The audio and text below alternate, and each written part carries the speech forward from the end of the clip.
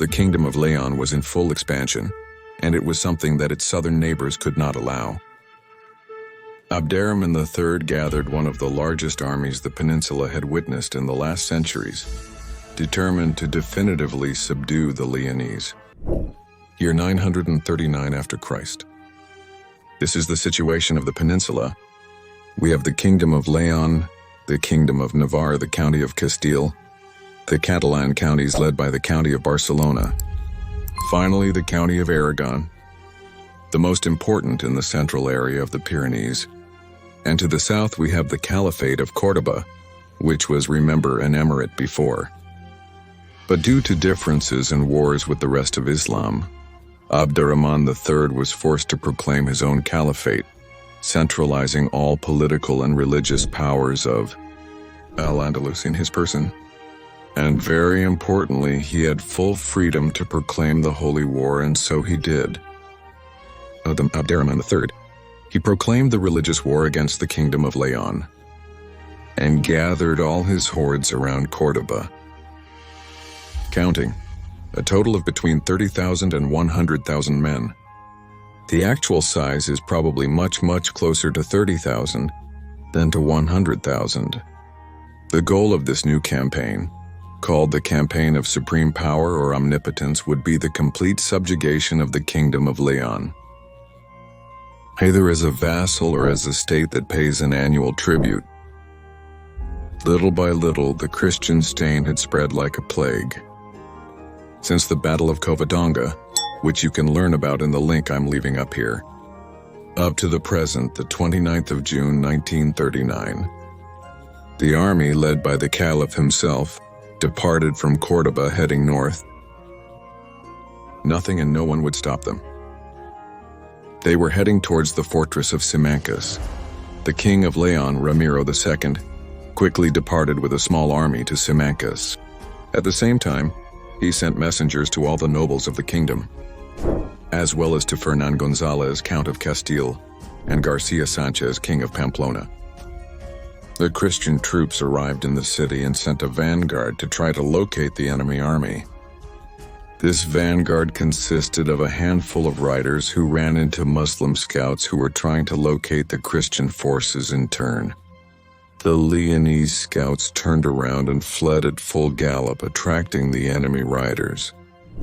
The Moors' intention was to capture a Leonese alive to interrogate him, and thus discover the whereabouts of the Christian army. They approached too close to the walls of Simancas and then were riddled with arrows by the Christian defenders. The leader of the scouts was taken prisoner, and as a result, the magnitude of the enemy army was discovered. Finally, on August 6th, Abderramán III crossed the river with his men and camped in front of Simancas. The fortress was too small to effectively accommodate all the Christian hosts, so they had to go out and form on the mountain. The Christian troops were clearly outnumbered, but they had the support of the archers on the walls, and above all, the assurance that if something went wrong, many could take refuge behind the walls. The Muslims raised their banners and ordered the advance. Soon they began to be assailed by Christian archers, whose mission was to harass and decimate the Muslim advance as much as possible. But did Ramiro II really think he could win the battle? No, he just needed time. The Leonese infantry prepared, formed a wall of shields, and braced themselves for the arduous fight that was about to come. The Christian arrows kept falling, but they hardly had any effect among the Muslim tide, and then the order sounded. The Muslims launched their battle cry, entrusting themselves to their God, and charged uphill. The Christian cavalry was non-existent, while the Cordoban one had been kept in reserve. He didn't intend to charge uphill against such a reduced enemy army. Better to save it for a confrontation of greater magnitudes. The Christian infantry fought like lions. They knew they didn't have to win the battle, they just had to buy time. They had the advantage that it was already late and the sun would soon set. The Christian archers kept firing volley after volley until an order was heard, and the Saracens began to slowly retreat. The Christians had saved their lives. Over the next 2 days, Christian reinforcements arrived.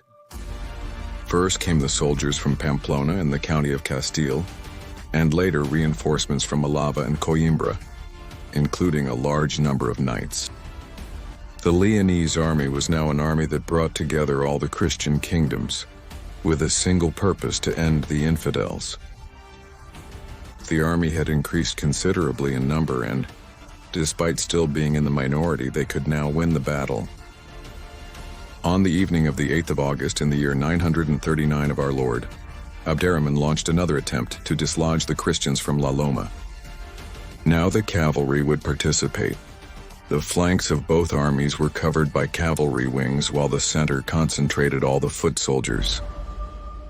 The Saracens began to advance uphill with the aim of engaging in combat against the Christian infantry, and again advancing under the fire of the Christian archers.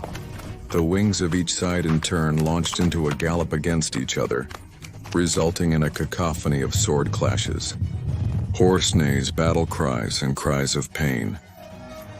The Saracen infantry finally charged against the Christian shield walls. The battlefield turned into a bloodbath. The Christians were fighting for their survival, the Muslims for the honor of the Caliph and for the glory of their God.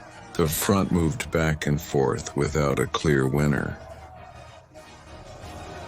The wear and tear was enormous as the Muslims were charging uphill, and if the battle went on too long, they would become exhausted. However, little by little, the Saracens began to gain ground on the enemy center, forcing the Christians to curve their front. If they kept pressing and managed to break it, they would divide the enemy army in two and could finish off each part individually. Would the Muslim numerical superiority help win the battle? However, the Caliphate's cavalry was lighter than the Leonese, so the wings began to dangerously give ground. If the Moorish wings fell before the Christian center broke, the Muslims would then be surrounded. Noticing the situation, the Umayyad commander decided that it would be best to abandon the encounter and retreat to the camp to discuss the strategy to take. So they did. The battle had ended. Abderramán then ordered to return to Cordoba, but of course, if he did it the way he had come, he could show that he had suffered a resounding and shameful defeat, so he decided to take a detour and attack Christian villages to loot it. Big mistake. Ramiro II continuously harassed the enemy hosts for reasons unknown. They were heading straight for a gorge somewhere in Soria, probably near the town of Hoz de Arriba.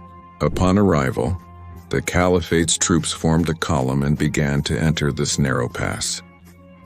What happened? What could be expected after this decision? Very similar to what happened in the Battle of Roncesvalles against Charlemagne's Franks, whose video you can watch by clicking on the link shown at the top of the screen. The troops of the Christian coalition positioned themselves on the edges of the gorge, while the cavalry led by Ramiro prepared to swing onto the enemy's rear. He formed a compact front with the heaviest knights at the front, so that the impact would be devastating. If they managed to smash the rear and put it to flight, the Muslims would rush into the gorge and crush each other. At an order, the king's cavalry lowered their lances and spurred their mounts. The trap had begun. The mounted force charged against the enemies, causing terror among them, as they did not expect a heavy cavalry force to charge at them at that moment. Just at that moment when they were weakest, the shockwave seemed like a wave.